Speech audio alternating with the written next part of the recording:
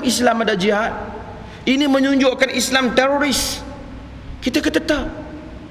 Islam satu agama yang lengkap. Islam satu agama yang sempurna. Dia bukan satu agama masjid. Dia juga bukan satu agama jalan raya. Dia agama keseluruhannya. Mana ada satu sistem yang lengkap, tiba-tiba tak ada bab tentang pertahanan. Tuan-tuan, dalam Islam ada kenegaraan, kan? Ada bab negara. Adakah orang boleh tubuh negara tiba-tiba tak ada tentera? Kami nak tubuhkan sebuah negara yang tak ada tentera. Tak ada orang pernah buat benda ni atas dunia melainkan Yasir Arafat saja. Tuhan ampunlah dia tak ada kan. Dia buat negara tu sebab Israel bagi kuasa autonomi pada dia. Dia hanya boleh ada polis dan dia tak boleh ada tentera. Jadi polis untuk tangkap rakyat, tentera untuk perang orang luar. Jadi yang ditangkap rakyat Palestin je lah, kan? Tak boleh. Mana aja negara walaupun dia mengamalkan sifat blok berkecuali ke, mengukuhkan hubungan diplomatik ke, tetap dia mesti mewujudkan kekuatan ketenteraan. Kerana dia tahu peperangan ini sama ada kita yang menceburinya ataupun kita diheret ke dalam kancahnya. Ramai negara tak mau perang tapi dia terpaksa berperang kerana orang serang dia. Adakah kalau sekiranya begitu dahsyat dan pentingnya peperangan, maksudnya betul bahayanya peperangan, tiba-tiba Islam sebuah agama yang lengkap, tak ada bab tentang perang pula dah. Tak ada bab cerita bab perang dalam Islam. Ini mustahil. Maka dengan itu bab jihad kita bagi tahu orang barat. Kenapa ada? Sebab sistem kami sistem yang lengkap. Kami ada sistem kenegaraan, mustahil kami tidak ada jihad. Tapi jihad kami bukan menyerang orang yang tak bersalah macam kamu buat. Jihad kami ialah mempertahankan wilayah dan tanah air kami, kepentingan umat kami, dan membela orang-orang yang ditindas, dan membela orang-orang yang dibunuh secara zalim, dan membela manusia yang dilanyak oleh kuasa yang zalim. Ini maksudnya. Nabi SAW kata, bila kamu diminta berperang, maka berperanglah kamu. Wallahu ta'ala alam. Ada soalan apa? Saya nak kena ke Johor tengok orang banjir. Pasal Mawi dah pergi, sekali dia kata ulama-ulama tak pergi pula.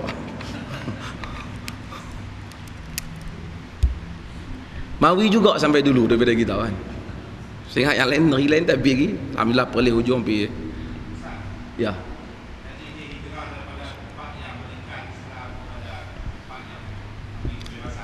Ya.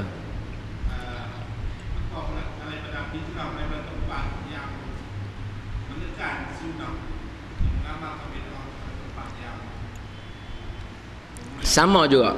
Kita duduk dalam satu masyarakat mengamalkan bid'ah. Sedangkan ada tempat yang amalkan sunnah. Kita kena pindah pergi tempat sunnah. Sampai sunnah dia tak bagi peluang langsung. Pantang lintas sunnah dia marah. Ada orang, tuan-tuan, Tuhan ampun. Tidak menjadi ahli bid'ah itu, kata para ulama seperti Qahtani dan seumpamanya, melainkan dia benci kepada sunnah. Walaupun dia tak kata aku benci kat Nabi, tapi bila kita kata Tok Syekh Rasulullah buat macam ni, hampa yang tu dia kata. Padahal kita sebut nama Nabi tu. Syekh dia kata Nabi tak buat. Nabi tak buat apa benda ni, ulama buat. Secara, tonton, secara campur tolak, kita kira campur tolak tak reti lah. Satu amalan Nabi buat, satu orang selain daripada Nabi buat, agak-agak mana lebih bagus?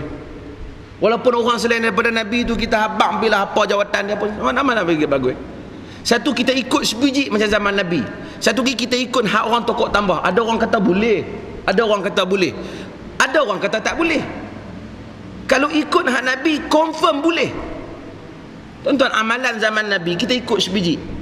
Zaman Nabi misalnya tak ada zikir ramai-ramai macam ni, kita ikut sebiji macam zaman Nabi.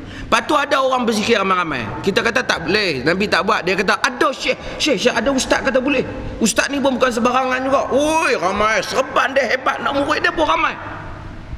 Tuan-tuan, nak kira nak murid ramai, tuan-tuan pergi ke Syria, ada syekh tarekat Syria, nak murid dia berpuluh ribu. Seorang tu nama Syekh Rajab, malah nak sebut nama dia. Dia mengajak Syekh tarekat, dia duduk sandak di sidang. Dia tanya Syekh Rajab, ya Syekh Rajab, madza ra'aita fil manam? Syekh Rajab, Hang nampak apa tidur malam tadi? Mimpi apa? Ra'aitullah azza wa jalla. Aku mimpi Allah Ta'ala. Tu dia.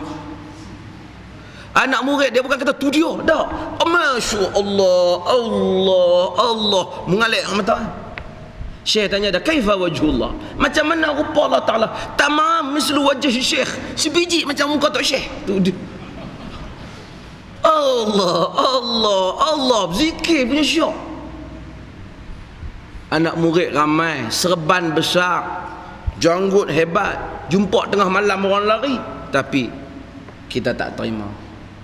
Nak kira setakat Tok Syekh ke, lebay banyak ke, dia ni hebat ke, orang kata duduk universiti itu hebat ke apa, kita lagi tak sama dengan Nabi, kita tak pakai dah. Hak hang amal ni ada orang kata boleh, tapi hak kami ikut macam sebiji macam zaman Nabi, tentu dah boleh. Takkan ada orang nak kata ikut macam zaman Nabi salah. Hak hang buat ni, hak hampa buat ni, ada orang kata boleh dan kita kata tak boleh. Maksudnya ada orang kata boleh, ada orang kata tak boleh.